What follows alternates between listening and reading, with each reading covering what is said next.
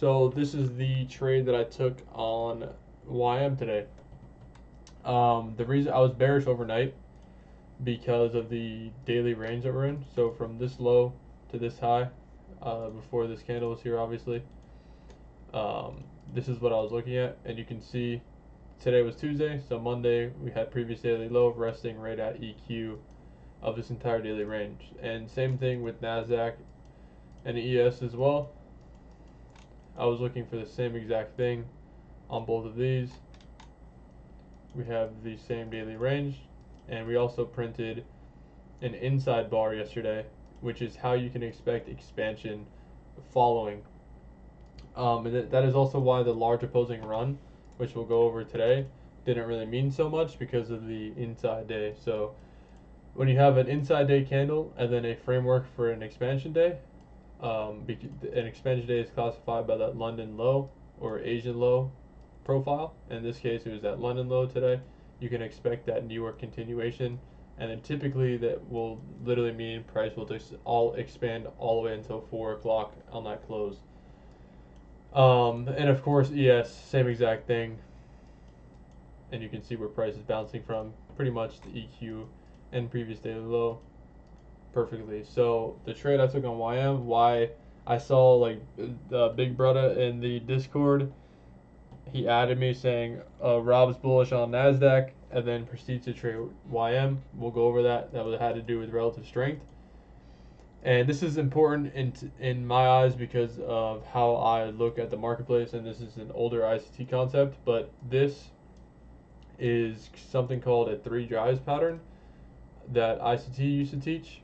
And you guys can see we have a 1 low, 2 low, 3 low, right? So that's not too important, but it also did help my analysis when I was trying to see this 2 a.m. closure, and this is what would be called you guys can see how we take this low and then close back inside the range.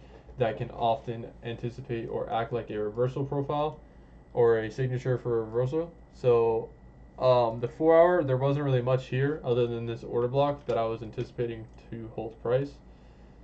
And if we draw it from this opening price, you can see price is pretty much respecting that really nicely.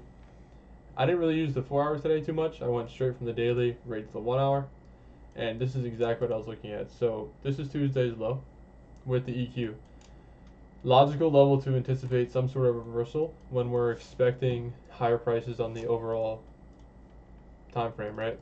So you guys can see the failure swings here for clean draw and liquidity. And then of course this was all-time high, I believe. Yes. So we have a Asia high of day pretty much before price reaches the logical level.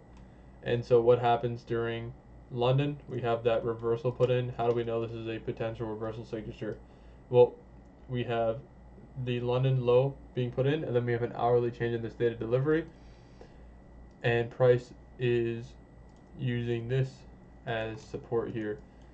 So if you break that down from the hourly to the 15-minute, you can see that this is what I was looking at. We have the down close series of candles that took out previous daily low, and then price closes above that here at 7 o'clock, and then we expand away. That's exactly what you want to be seeing, right? And again, that classic V-shaped signature here that we always look for. And then we had more expansion after the change in the state of delivery, which is what you want. And 8:15 is here. We had the NFP release, and so this is what I was looking at. If we manipulate prior to the news driver, I'm anticipating the news driver either to consolidate and hold the bullish PD raise, or I want it to expand. And so if price had already manipulated, I'm already anticipating the low of day to be put in. Why? We have previous daily low sweep and then change in the steady delivery on the hourly and the 15-minute after reaching EQ the range once again. And we also have an SMT here between ES and YM. And I think NASDAQ also made the same bullish SMT.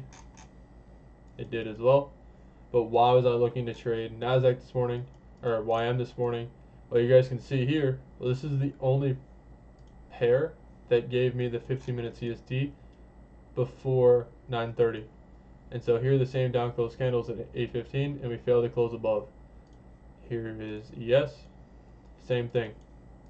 8:15, failing to close above. That is why I chose YM. It is showing me the relative strength that I want, and I'm anticipating now that this low should be protected because the damage had already been done during London. So that is why I always preach to you guys, and I want to teach order blocks, because this is how you're able to find your new invalidation point. Whenever you are taking a pull of sell side liquidity, or in this case buy side liquidity, we are breaking above highs. We have a new down close candles that's rebalancing a fair value gap, and then we close above. At what? A key time, right? I'm already expecting 815 to hold bullish PD raise or potentially expand. In this case, it's not expanding, it's consolidating inside of these bullish PD raise and then giving me that candle closure. That is your continuation signature. That is why I longed here at the opening price. And my stop loss was at 503. What was the reasoning behind the stop loss? So I didn't want to have my stop loss all the way at the low. I didn't want to see price reach all the way down there. So I used the quadrants and I put my stop loss at the lower portion, or the 0.75 of the wick. That is just the bottom quadrant of the wick, nothing special there, just below the 50%. And I wasn't trying to choke my stop loss either because it's NFP week.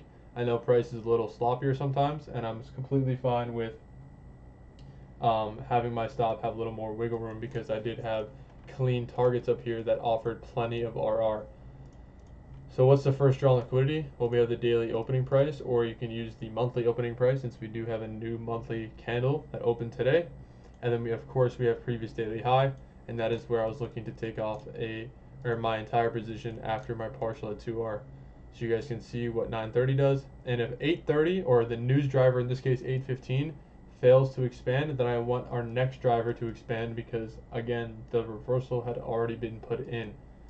So that is also why yesterday I told you guys that I'm done trading after I took my partial loss on oil, because NASDAQ was not cooperating. Both 930 and the 10 a.m. news drivers did absolutely nothing. That is how you know when you should be staying offsides and away from price action, because we already had a potential reversal put in prior. So that is exactly why yesterday was a terrible day to trade, and everybody knew that.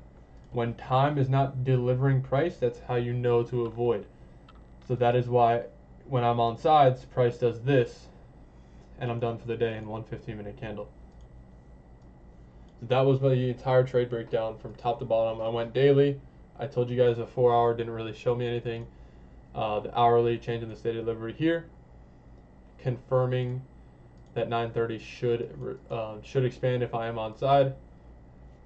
This is my invalidation point, the 815 news, and I chose YM because it was the only one that gave me the bullish change in the state of delivery, and I was trying to get in before 930 because, like I said, when 930 comes, I'm expecting price to expand, and I do not want to see deep retracements since the reversal had already been put in.